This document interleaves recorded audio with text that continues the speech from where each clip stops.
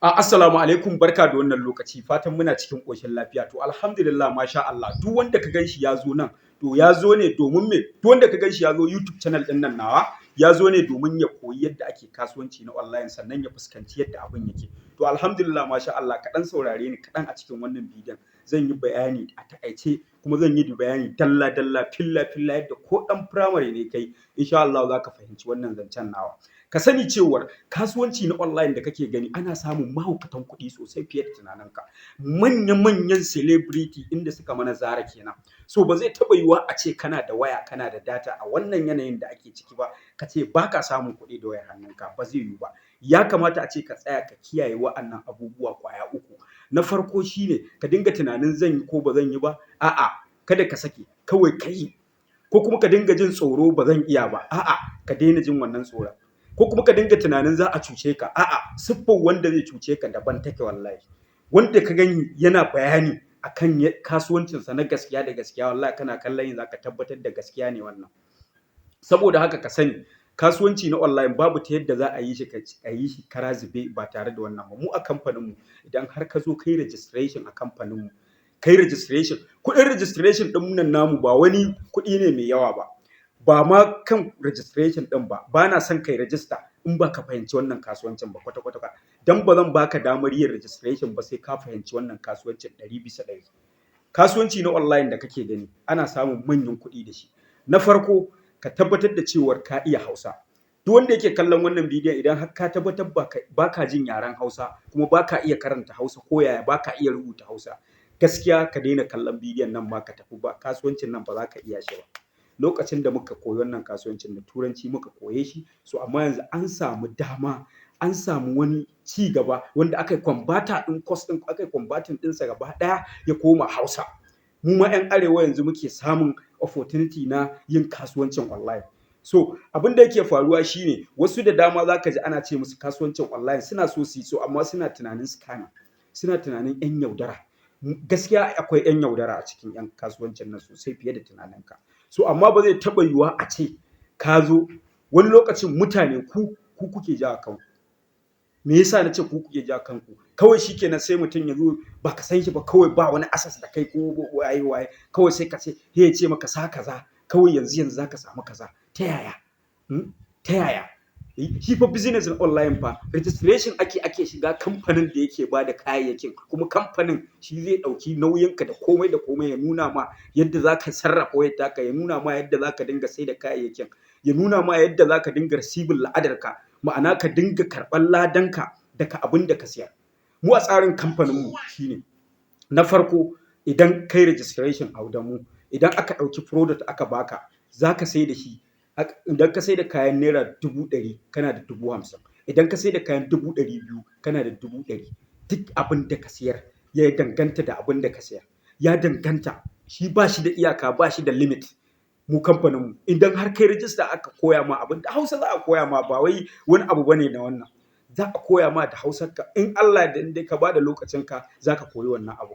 Kuma daga nan zuwa shekara 1000, idan har muna raye, insha Allah kai registration da mu, so ka tabbatar da cewar za ka dinga samun kuɗi da wayar hannunka sosai. Kuma ka tabbatar da cewar ko wayar ka ce ta faɗi ko wani abu, tabbas ka dawo ka zo ka ce gashi ka yi losing, za a baka access ɗinka da komai already daman kai register. A dokar kasuwancin mu na kamfanin mu ba a register sau biyu, register sau ɗaya ake. Wannan shine. Kada ka sake kai dinga tunanin cewar ba a samun kuɗi a online. Gaskiya ka makaro. Manya-manyan celebrity kamar yadda nake faɗa maka, wallahi wannan sabga suke bi suke samun incomes. To ya kamata ka zo a cikin kamfaninmu a koya maka. Na san da cewar kai mai kallon wannan bidiyon a yanzu ka kagu da cewar, to wai shin menene ma za a siyar? Menene ma za a tallata ka siyar har ka samu riba? To ai shi ne inda aka makaro ka kenan.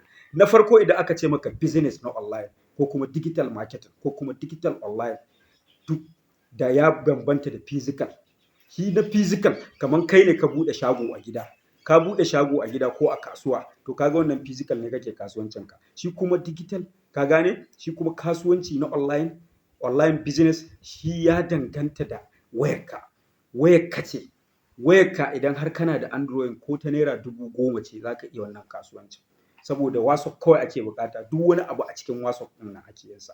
Ka sani cewar idan har ka zo ka koyi wannan kasuwancin, kamfaninmu mu shi ne zai ɗauke ka ya baka kayayyakin da za ka je ka dinga saidawa kana samun la'adarka, kuma zai nuna maka yadda za ka dinga saida kayayyakin, zai nuna maka yadda za ka samu kwastoma, zai nuna maka yadda za ka sa akawun number ka da komai da komai a buɗe ma seller akawun ɗinka ka dinga receiving ɗin kuɗinka.